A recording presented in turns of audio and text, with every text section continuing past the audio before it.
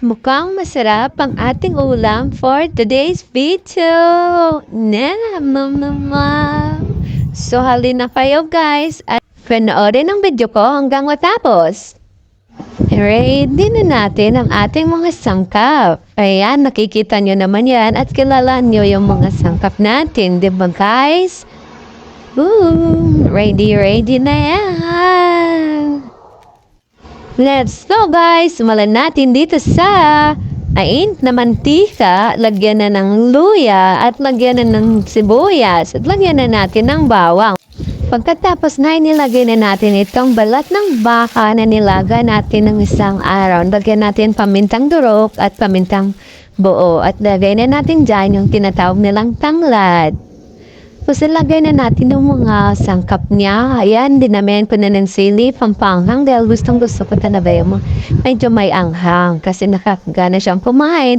At inalagay na natin dito yung pampakulay para mukha po siyang magiging balbacoa.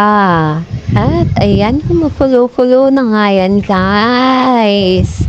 Pinangkulo pa na yan. Lagyan na natin siya ng tubig. Bali, dalawa ngayon nilagay kong tubig. 2 baso na medyo malaki. Yan. Lagyan natin ng sabaw na mas marami. Kasi marami tayong makakain ngayon. Lagyan tayo na patis dito. Kung paasin. Tapos konting asin na rin. Para pantay yung lasa. Yan. Pangalawang kulo na yan guys. Akumin natin na hanggang sa sobrang lapot na. Kasi yan talaga ang balat ng bata. Tapos sobrang lambot-lambot. Yan yung asin. Ayan, kulo ulit. Hanggang sa ilagay na natin ito yung kinatawag na ng dahon ng sibuyas. At last na pagkukulo guys.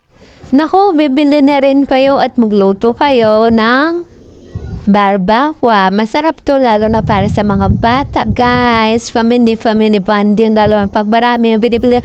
Thank you for watching.